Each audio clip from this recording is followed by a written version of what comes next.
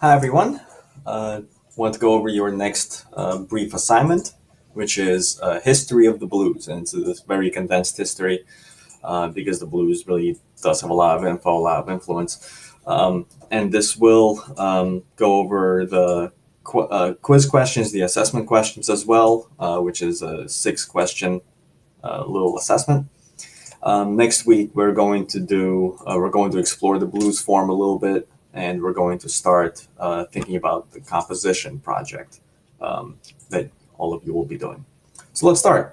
Short history of the blues, and this is how spirituals, work songs, gospels, ragtime, and strides influenced the blues, jazz, and rock, and eventually as well. A lot of these genres kind of collaborate. They all work together. There's kind of we're not a defined line between, for example, some of the jazz and some some dances, some for example like swing dances, kind of jazz, R&B, rhythm and blues, and rock. There's a lot of crossover.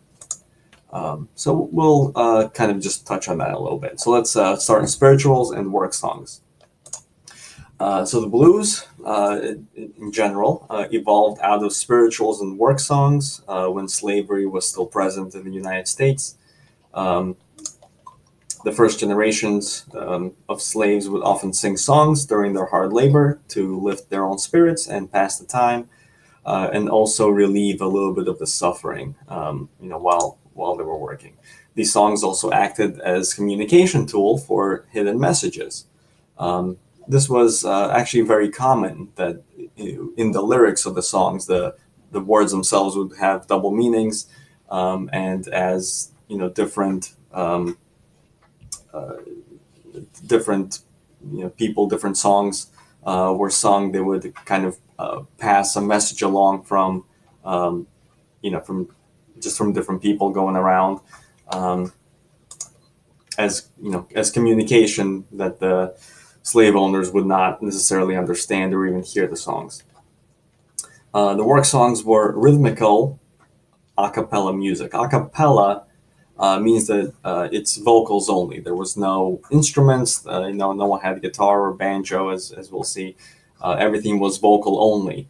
A cappella. There are nowadays modern a cappella groups where you have 4, 5, 8, 10 people, and some of them do beatboxing to mimic instruments, but sometimes just harmony with voices. So a cappella just means that it's voice only. So the work songs were rhythmical a cappella music, meaning that they were singing songs. It was very rhythmical, not just kind of a straight 1, 2, 3, 4, 1, 2, 3, 4, but they were accenting different parts of the beat, but it was voice only. The work songs were known as hollers because of the repetitive humming in a canon. Canon, again, means that it's kind of like a round where you have stagnated start. So it's like row, row, row your boat, and row, row, the next section starts again. Very similar to a fugue, just very similar to a round where you have one melody starts, and as it continues, there is the original melody that's repeated a little short while later. So a lot of the work songs were a similar pattern, similar format. Influenced by African roots, field hollers, ballads, church music, and rhythmic dance tunes evolved into a music for a singer who would engage in a call and response with his guitar, where the singer would sing a line and the guitar would answer. You'll see that a lot in some of the examples where um, the harmony, or not the harmony, the melody would be in the voice. The guitarist would sing the melody, and then you would play a guitar line, and then you sing a melody, and then you play another guitar line. And then sometimes they repeat it, and sometimes there would be a call and response, between the voice and the instrument, and there is a pattern, there is a form that you will see or that you will hear. Going on to traditional gospel. Gospel music goes back to the early 1600s in the southern United States. Uh, if you know your history, you'll know that like Virginia and South, essentially the southern United States, those colonized first, and then it was kind of spread north to Massachusetts and New England, uh, the New England states, but Virginia and down to Georgia, South Carolina, um, or rather Virginia, then North Carolina, South Carolina, Georgia. Those states were kind of colonized. So gospel was very traditional in the 1600s, going back, uh, in the early 1600s, and then between the 1880 and 1930, gospel slowly evolved out of simple spirituals to bright and popular songs that would be sung quite often. Gospel is fundamentally Christian and was sung by Black and white Americans, which is not very common for necessarily blues. Gospel started as emotional church hymns that you'll maybe familiar with the term hymns, um, and it is again a call and response choir where you would have one solo or maybe a small group of singers, and they would sing a melody, and then the entire choir uh, would respond. They would have um, basically again the call and response between the two different sections. Again, call and response is a review. One part of the choir would sing one part, and the other part of the choir responds in a different key. This alternating play of chords with unusual intervals would become an important aspect of many popular styles of music. So you're kind of seeing that gospel has an influence onto popular music that eventually will, um, become more popular in the 1900s. In traditional gospel, there was no music accompaniment. Again, it was all vocal, it was a cappella. So as a result, the lyrics were very important. And they talked about the good, hope, bliss, happiness. They were only talking about good things. And the last part, um, wait for this to go away. After ragtime became popular, gospel received piano accompaniment. Ragtime becomes popular around the turn of the 20th century, late 1800s, early 1900s.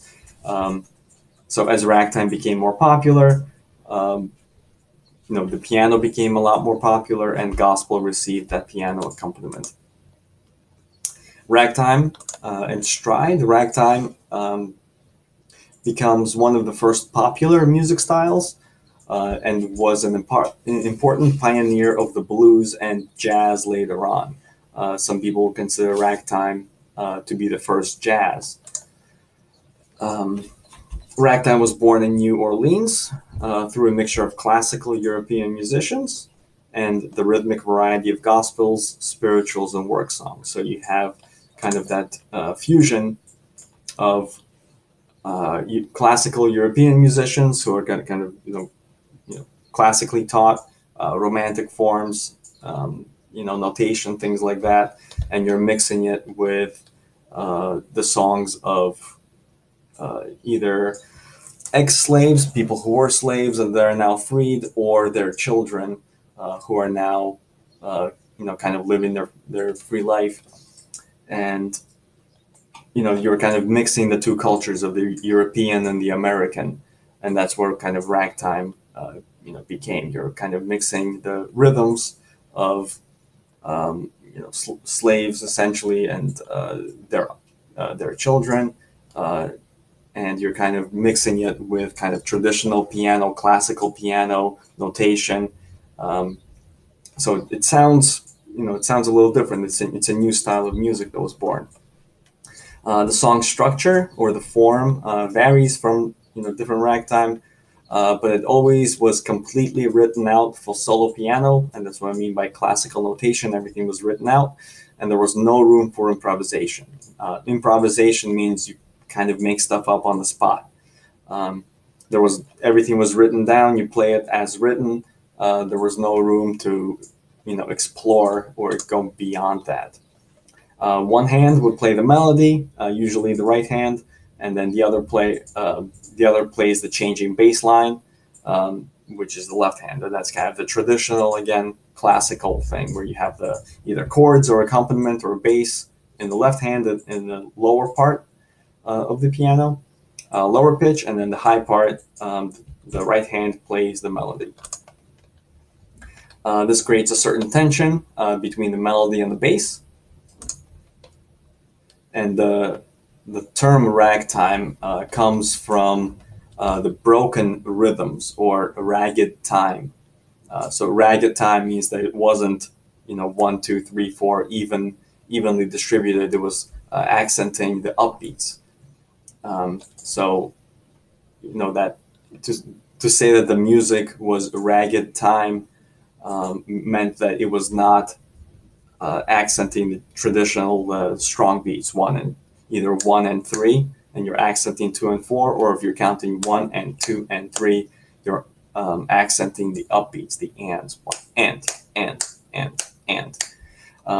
So they were shortened to just the rags, just being called rags, but traditionally the term is, the full name is just called ragtime. And the last bit here is in the early 20s, ragtime evolved into stride, which allows for improvisation and showmanship. So instead of just playing exactly what's written, you would play an accompaniment or a bass line in the left hand, and you would start to improvise, and you would start to show off your skills on the piano. So that improvisation kind of led, later into jazz. There's a lot of jazz musicians that just go and start playing a solo just from their head, and that was a very important part of jazz and jazz development. Blues and jazz run parallel in music history. They're both kind of, in a sense, born in the late 1800s. So they run parallel in music history and evolution, but are distinctly separate genres. So blues and jazz are different. You can't call blues jazz and jazz blues. They're very different styles, but they were evolved around the same time, and they kind of continued their evolution parallel, meaning there were a lot of crossovers, but they were two distinct genres of music. And gospel and spirituals influenced both blues and jazz. The origin of blues is similar to the origins of life. For many years, it was recorded only by memory and relayed only live and in person. So blues is kind of, you could say it's folk song. It's not popular necessarily, but it's, song of the people. It's something that was traditional, that was passed on for generations. A lot of it was not written down. It was just, if you wanted to hear the blues, you had to go and see the person play the blues. The blues were born in northern Mississippi after the Civil War, and carried musicians down the Mississippi River to New Orleans, where ragtime was happening right at the same time. After the Civil War, you're thinking 1870s, 1880s, 1890s. That's exactly when ragtime is starting to develop in New Orleans. And blues, essentially, you're looking at the Mississippi Delta, the river, where it starts to kind of open up, essentially along the river, because that's how people traveled. They were traveling, to follow the river. Blues was first regarded as the song of outlaws and criminals. A lot of it because of the basically the lyrical content.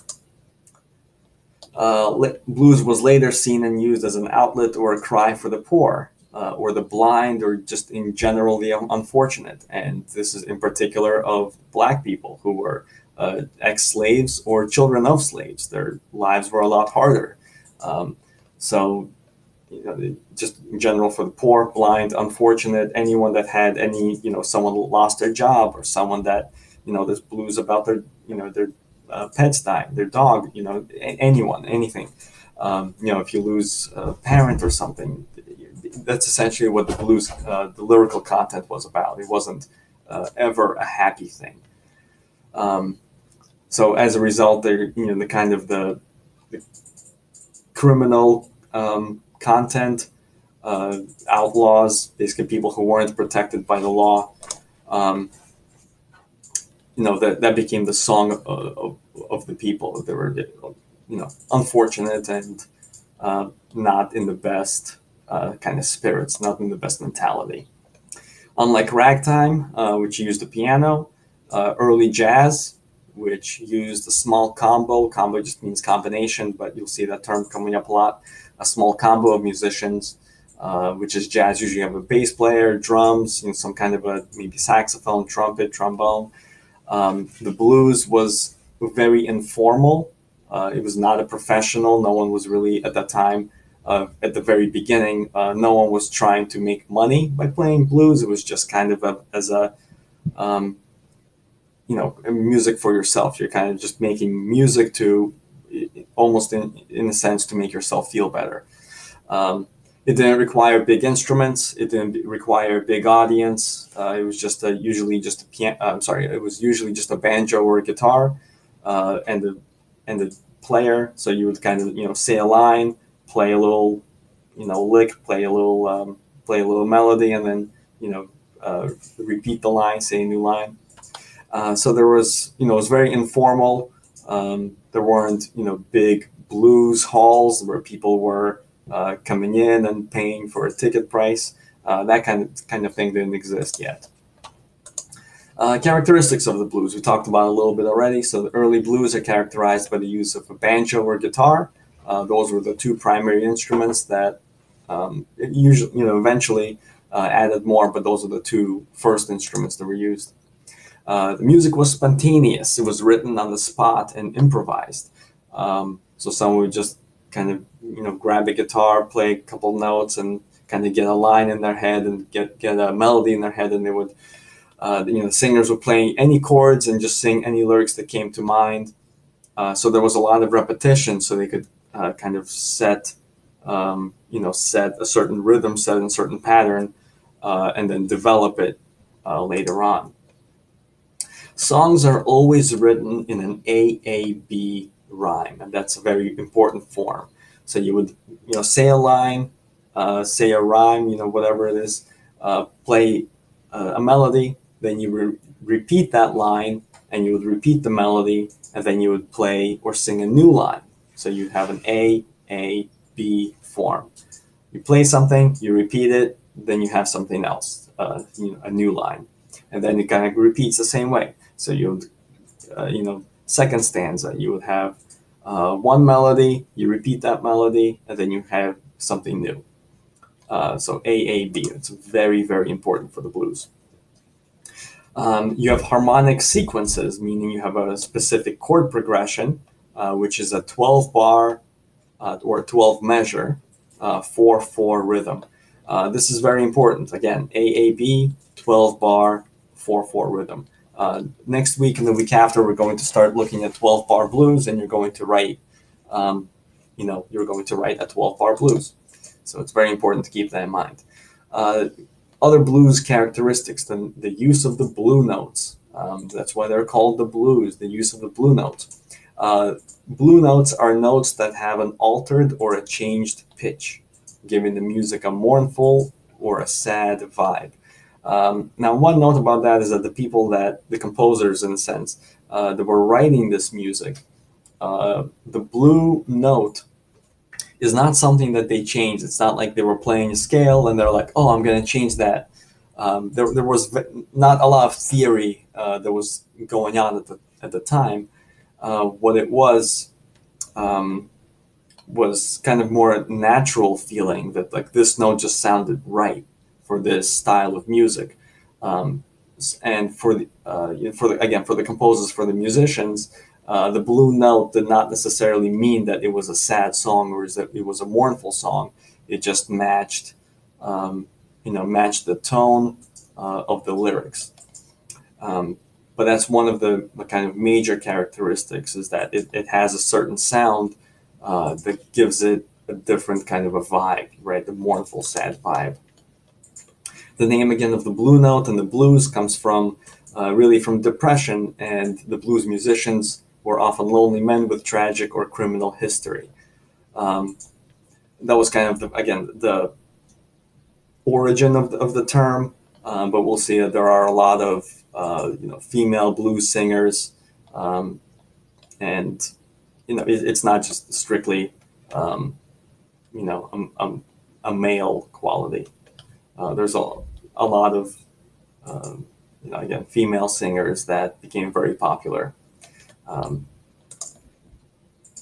the music of the blues was meant as an atonement for the past, meaning again if you're going back into a criminal, a tragic history coming from depression, from just having sad events happen in your life. The singing the blues, writing the blues was meant to be as a forgiveness for their past actions, and as opposed to gospel, which was supposed to be an uplifting music of God, right? The spirituals, the gospels, the blues was always expressing sorrow and was seen as the music of the devil. So it's kind of the opposite of gospel. Um, and one note to that is people essentially who lost their faith due to their misfortune, they no longer believed that good things could happen. So they were kind of saying that they lost their faith, and that's why they were singing the blues. The influence of the blues. The first blues were acoustic. Of course, we did not have any electric instruments in the 1800s, late 1800s, early 1900s. But later, as we get into the 40s and the 50s, we started to get electric instruments. So the electric guitar, electric bass, things like that started to develop later on. The styles of blues differed from urban to rural. Urban meaning the city, and rural meaning the country. Right? You're not in a big city, or maybe on a farm, maybe whatever out in the country. So the blues, there were different styles of blues. And different cities had their own styles. So you had the Chicago blues, you had Detroit blues, the West Coast in California, you had New York. So you had different styles for different cities, as well as different instrument combinations. And you also had the country blues, which is very rural. Out in the country, you're nowhere near a city, and your lyrical themes are going to be different, and your music is going to be different. In 1923, the first blues songs were recorded, and they became known as the classic blues, or vocal blues, or female blues, because they were traditionally sung by female singers. Under the influence of the classy jazz musicians, classy meaning that the jazz musicians, they were usually studying a lot of music theory, or learning to improvise, learning to be experts on the instruments, as well as performing in larger halls, and maybe even having ticketed events you have to pay admission for. So under the influence of these classy jazz musicians, the blues was reshaped into an upper class event or style, which was played in big theaters and in the big city. What you notice is that a lot of the jazz musicians became members of kind of the blues performance group, where you would have, again, drummers, guitarists, bass players, piano players. They all started to play the blues alongside the traditional jazz that was happening at the time. The jazz that was happening in the 20s, ragtime was kind of starting to not become as popular, but we had like swing dancing, this swing big band kind of stuff was starting to evolve. And again, as the music traveled to different cities, you had different styles of music that was different styles, different genres, small subgenres of jazz that was born in different cities, different cultures. So by this point in the 20s, 30s, and 40s, music was now performed by well-dressed female vocalists and accompanied by jazz instruments and jazz musicians as well. Eventually, by the 1960s, blues recordings made acoustic folk rock popular. Again, folk rock, you're thinking country, you're thinking music of the people. You're not really talking about big city kind of mentality. but these recordings were made popular. Later, again in the 50s and 60s, the blues fell out of popularity with the birth of rock and roll and rhythm and blues. And again, this, blues kind of made rock and roll and rhythm and blues popular. So, if you look at the name rhythm and blues and just blues on its own, you're kind of adding maybe a dance element. You're adding a lot more rhythm to that. And rock and roll, I'll play a couple. I'll give you a couple examples. But rock and roll again started in the 50s as blues rock essentially, but because it was a little different, a little more upbeat, it wasn't the blues anymore. So because it was upbeat, it became something new, and that's where the term rock and roll was formed. And then, again, wait for this to go away. Many blues guitarists that were popular in the 30s, 40s, 50s, 60s, they influenced contemporary guitarists, what we now know as classic rock, and even even bands like the Beatles, from England, from Britain, not just American, but a lot of these blues guitarists, they became so kind of highly regarded as guitar players or as singers or just songwriters in general, that they started to influence other genres of music. So you had like Eric Clapton, Jimmy Page, all these guys, everyone from Paul McCartney. They were very much influenced by a lot of these blues guitar players. Even though they weren't playing the blues, they had a lot of influence as to the future of rock, essentially, of what we now know as classic rock and progressive rock. So it was very, very important, and we'll explore a few of these. Gertrude Rainey, not a name that you know, but it's one of the earliest professional, was one of the earliest professional blues singers, starting in the late 1800s, 1899 to the 1930s. W.C. Handy popularized the blues in 1911. He wrote two songs, Memphis Blues in 1912 and St. Louis Blues in 1914. They were very, very popular at the time. I gave you a link. You can listen to, I think it's St. Louis Blues. Mamie Smith recorded the first vocal blues song in 1920 titled Crazy Blues. There's a link to that.